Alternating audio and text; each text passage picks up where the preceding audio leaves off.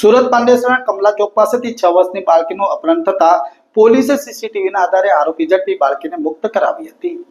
સુરતમાં નાની બાળકીઓ હજુ પણ સલામત ન હોવાની વાત સામે આવી રહી છે, ત્યારે સુરત પાંડેસરાના કમલા ચોક પાસે 6 વર્ષની બાળકીનું અપહરણ થતા પોલીસ તપાસ શરૂ કરવામાં આવી હતી। શાસ્ત્રીનગર સોસાયટીમાં માતા કામ પર ગયા પછી સાંજે બાળકી ગાયબ હતી, જ્યારે અજાણ્યો ઈસમ બાળકીને લઈ ગયો હોવાની માતાને જાણવા મળ્યું હતું, જેથી તાત્કાલિક માતાએ પાંડેસરા પોલીસનો સંપર્ક કર્યો હતો।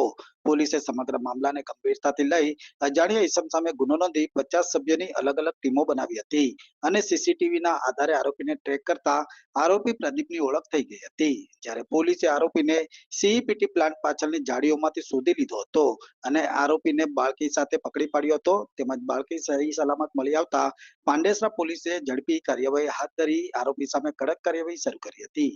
ગઈ તારીખ 31/3/2026 રોજ રાત્રે 10:30 વાગે પોલીસના પીસીઆર પર 112 પર કોલ આવેલ કે પોલીસ મદદની જરૂર છે, જેથી પીસીઆર જે તે જગ્યાએ પહોંચેલી અને ત્યાં ઊભેલા તેના મધર ફાધરે રજૂઆત કરેલ કે મારી 6 વર્ષની દીકરીને કોઈ માણસ અજાણ્યો અપહરણ કરી લઈ ગયેલ છે। ત્યારબાદ પોલીસ ઘટના સ્થળે પહોંચે છે, પોલીસ આજુબાજુ ચેક કરે છે અને સીસીટીવી જોવાનું ચાલુ કરે છે। ત્યારબાદ એક માણસ આ દીકરીને લઈને જતો દેખાય છે, જેનો પીછો કરતાં કરતાં વડોદ ગામથી આગળ જાડી ઝાંખરીવાળા સુધી રસ્તા સુધી જતો હોય છે, પરંતુ આગળની કોઈ લીડ મળતી નથી। ત્યારબાદ તમામ સિનિયર અધિકારી આવી જાય છે અને આગળની લીડ મેળવતા વડોદ ગામથી પ્રાઇમ માર્કેટની જતા રોડ ઉપર બીજા સીસીટીવી ફૂટેજમાં તે દેખાય છે, જેની શોધખોળ કરતાં અમે આગળ જઈએ છીએ અને આગળ એક વેદાંત સાઈડ પર એક સિક્યુરિટી કર્મચારી આ દીકરીને લઈ જનાર કોઈ માણસને બતાવતા તે ઓળખી બતાવે છે કે આ માણસ અહીંયાથી 7 વાગે પસાર થયેલો હતો। ત્યારબાદ આગળના ભાગે જતાં કેટલોક જાડી ઝાંખરાવાળો વિસ્તાર હતો અને પાછળના ભાગે ખાડી હતી, જેમાં પાંડેસરા સિવાય ખટોદરા અને અલથાણની ટીમો બનાવીને પણ જગ્યાને સર્ચ કરતાં છેક સવારે 5:30-6 વાગે એક માણસ જાડીમાં દીકરી સાથે મળી આવે છે, જેની દીકરી હેમખેમ મળી આવે છે અને માણસ પણ ત્યાંથી મળી આવે છે, જેથી પોલીસે રાત્રે ગુનો દાખલ કરેલો હોય છે, જેના આધારે પોલીસ તેની ધરપકડ કરે છે અને આગળની કાર્યવાહી ચાલુમાં છે।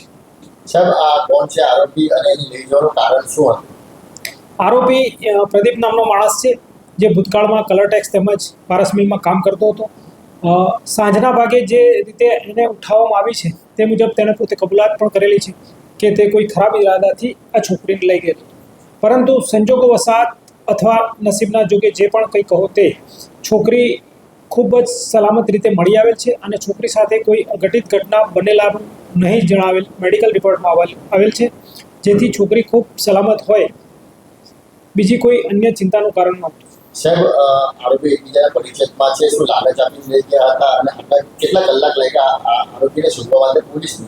જી, આરોપીએ છોકરીને સૌ પહેલાં કુરકુરે આપ્યા હતા અને ત્યારબાદ ચોકલેટની લાલચ આપી પોતાની પાછળ લઈ જતો હતો અને 100 મીટર આગળ ગયા પછી છોકરીને ચોકલેટ અપાવી પોતે ગોદમાં તેડી લીધેલી હતી અને 4 જગ્યાએ સીસીટીવીમાં પોતે હાથમાંથી તેડીને લઈ જતો હોય તેવું દેખાય છે। બનાવ 6:30-7 વાગ્યાનો હતો, પરંતુ માતા પિતાએ પોલીસને 10:30-11 વાગે જાણ કરેલી અને પોલીસે 11 વાગ્યાથી શરૂ કરીને લગભગ સવારે 6:30 સુધી હું પોતે 2 પીઆઈ, ડિસ્ટાફ પીએસઆઈ, માણસો ખટોદરા અને અલથાણની ટીમો મળી કુલે 30 થી 35 માણસોએ આખી રાત સતત જ્યાં પણ શક્યતાઓ દેખાય ત્યાં તપાસ કરી હતી અને વચ્ચેથી આરોપીનો મોબાઈલ ઓળખાણ થતાં આરોપીનો મોબાઈલ પણ મળેલો, જેથી 2-3 વાર તેના લોકેશન પણ લીધેલા, જેના આધારે પણ અમે આરોપી સુધી પહોંચી શકેલા।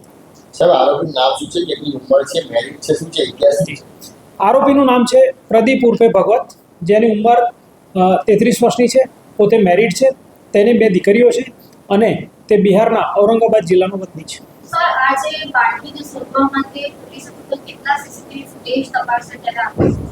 જી, બાળકીને શોધવા માટે લગભગ 40 થી 45 સીસીટીવી ફૂટેજ જે વડોદ ગામમાં ભૂતકાળમાં નહોતા અને એ પણ પોલીસે મહેનતથી લગાવેલા હતા અને 40 થી 45 ફૂટેજ સમય અનુસાર ચેક કરતાં બાળકીની લીડ મળી હતી। સાહેબ, શું ઈરાદો હતો? અપહરણ કરવાનો ઈરાદો શું?